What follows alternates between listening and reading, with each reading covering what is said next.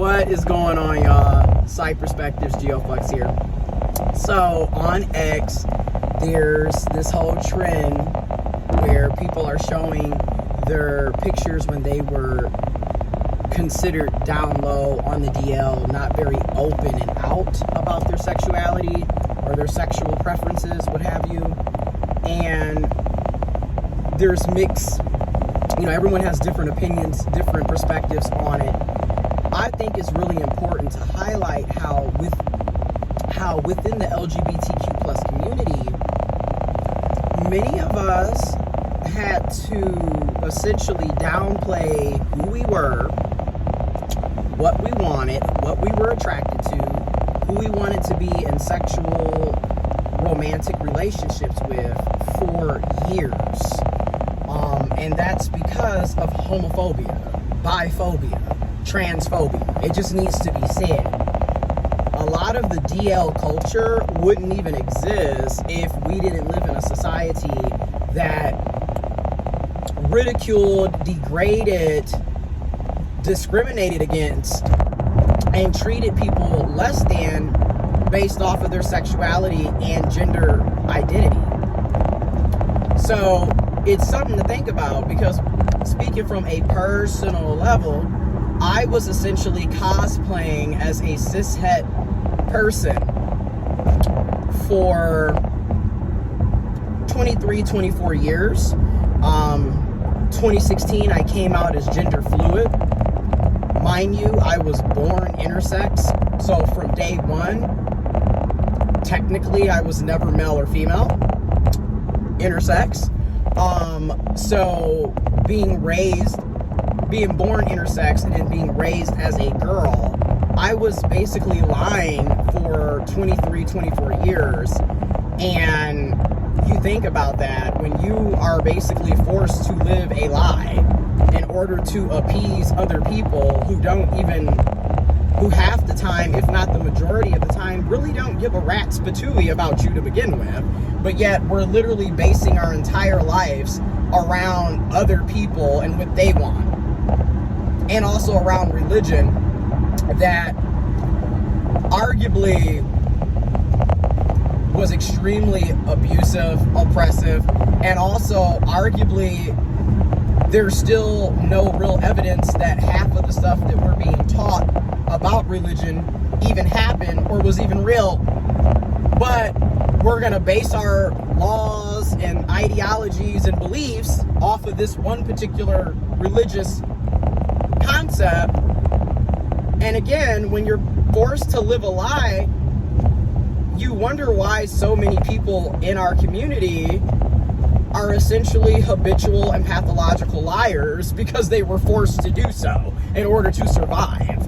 You're like, I'm just going to keep it real. And when you look at a lot of these pictures, it's so wild, because in some of the pictures, like the before and after, so like before when that person was in the closet living on the down low, they looked miserable.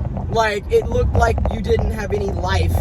And it was so obvious in a lot of these pictures. When I look back at the pictures and video footage of me when I was living in the closet and, cosplaying as a cishet woman, I was miserable. And it was so obvious in the pictures.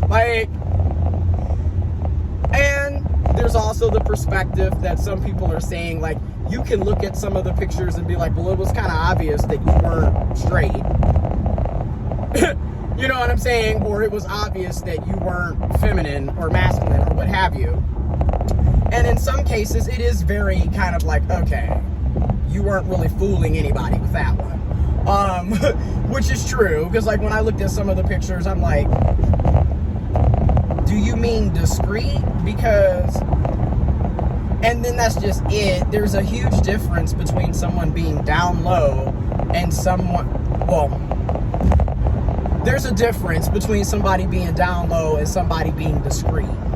Now, on a personal level, I personally don't see much of the difference, because the same issues that I ran in when I was DL or was messing around with people that weren't out are the same issues that I ran in dealing with so-called discreet people.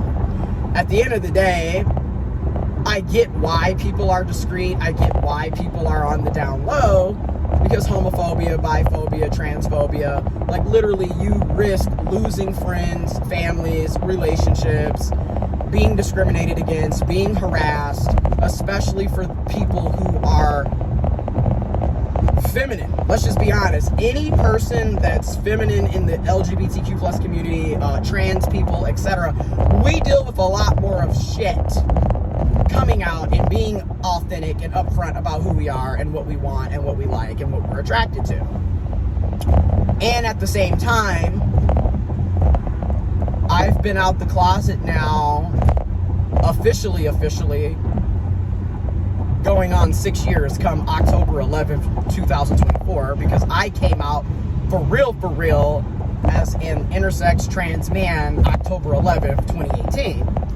And today, July 10th, marks 5 years of me being on the correct gender affirming hormones.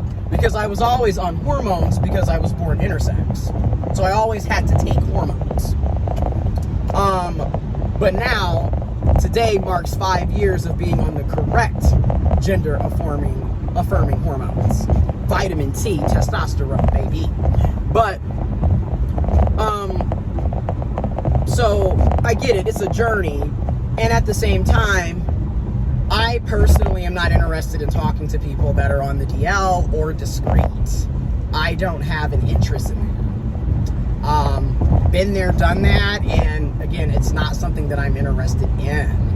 I'm out and proud, and I'm very active in my local LGBTQ plus queer community. So on a personal level, I cannot date people or even really be friends with people who are on the down low or discreet, because I'm not about to hide and walk on eggshells because you're not comfortable with who you are. I'm just not going to do that. I did that. You know what I'm saying? I get it. I understand. But why would I want to have to be forced to go back in the closet when I've been out doing me for nearly 6 years? So that's my whole point onto that. And then, like I said, people who have insecurities, and we all have some type of insecurity. Like, let's be real. I have insecurities too, right? But let's be real. When you have an insecurity, you typically end up making other people's lives miserable because of your insecurity. So when you're around people that are on the down low or discreet, they spend a lot of time policing shit that it's obvious that there's a problem here. Because, like, this is why I be saying a lot of folks are homophobic and biphobic and transphobic, and yet completely unaware of all of the queer people that are in their lives. Like, a lot of your friends are gay, are bi, are pan, are gender fluid, gender queer, intersex, trans. A lot of your family members, a lot of your colleagues, you know what I'm saying? You'd be surprised. And this is why, to me, it's always a tall tale sign that there's some insecurity going on, is when you're dealing with grown men who are still on the no homo, and yet nobody was talking about anything related to homosexuality. And yet here they are randomly, pause, I didn't, no gay shit, no homo.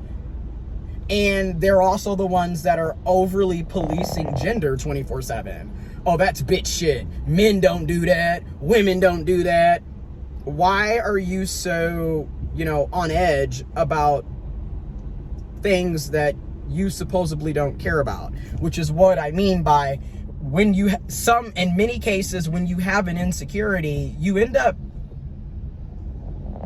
it obvious what your insecurity is without you even intending to do so.